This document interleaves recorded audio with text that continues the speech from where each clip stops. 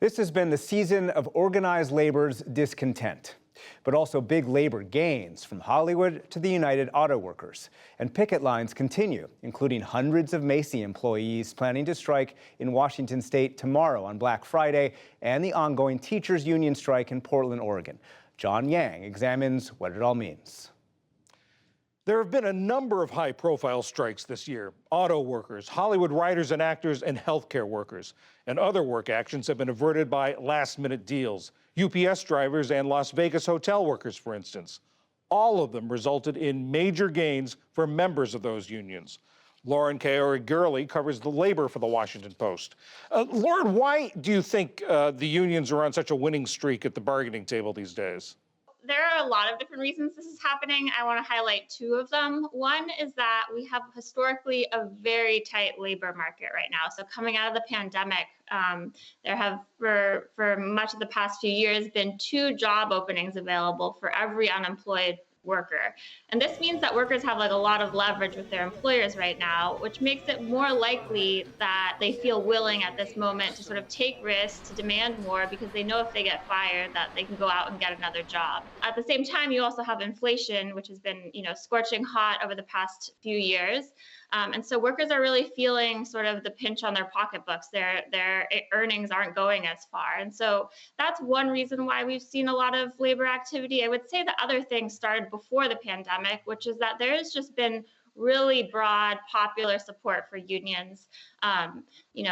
Popular support for unions actually hit an all-time low during the Great Recession, and it's been on the rise steadily since then. And I think there's just this heightened awareness about inequality in this country. So now, you have about 67% of Americans saying they support unions. And in a lot of the major labor disputes this summer, UAW, the Hollywood unions, the vast majority of Americans said in a Gallup poll that they support workers in these labor disputes. You say that workers seem more willing to take risks. I think we've seen new tactics from the unions on this one. The UAW strike, they did some things they'd never done before.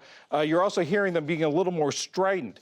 Do you think there's a new generation of union leader and that this is sort of reflecting their new role? Totally. So workers have been democratically electing new, sort of more radical leaders to head their unions. There were many decades throughout the 90s and 2000s where the sort of style of union leadership was a little bit more chummy with big business. I think we've seen workers sort of oust the old leadership and bring in these new leaders, especially at the Teamsters and the United Auto Workers. They've elected these new leaders who are a lot more aggressive. They're making way more ambitious demands, and they're also involving the workers a lot more in their negotiations. These aren't sort of behind the scenes deals. These are, deals that workers are very much involved in for the first time, and workers' expectations are very high. And so when workers have very high expectations, the union leaders do not want to disappoint. So they take workers out on strike and they sort of just don't back down until they get, much higher wage increases and victories into their contracts than they had in the past. And these companies who've been on the sort of the losing side of this, what do they say about these new contracts they've agreed to?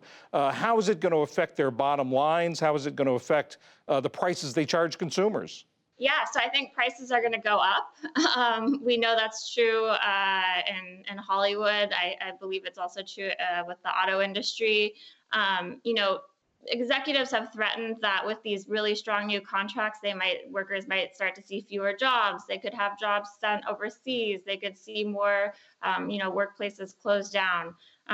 We haven't seen that yet, and it's yet to be seen. But I think this is sort of the way that business has sort of been describing the situation from their perspective. They also say, coming out of the pandemic, there have been severe supply chain shortages and labor shortages, and they're already grappling with that, as well as a lot of industry transformations. Hollywood has transformed massively with the rise of streaming platforms. The auto industry is trying to deal with sort of the transition to electric vehicles. There are a lot of moving parts for the companies as well.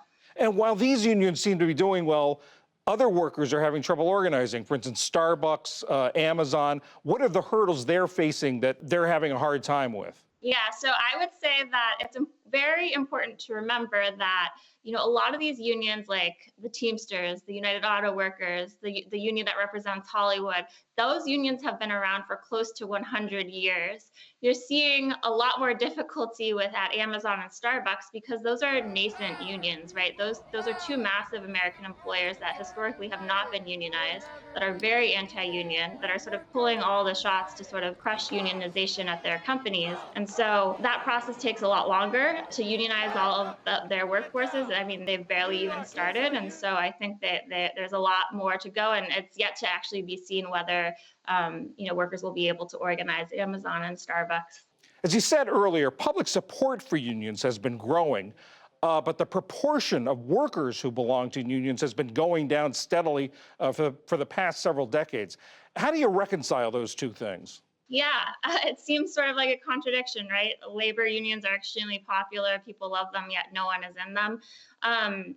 I think last year, union membership in the United States fell to a historic low at 10.1%, and that's only actually 6% of workers in the private sector. That, like you said, has been in decline since the 1980s. And, I think the process, like we're seeing at Starbucks and Amazon, of organizing workers into unions is totally different than, workers who are already in unions going on strike, who are already very organized.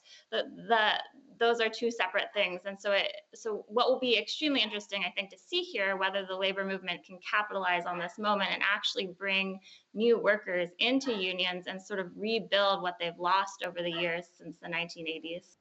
Lauren Corey-Gurley of the Washington Post, thank you very much. Thank you so much.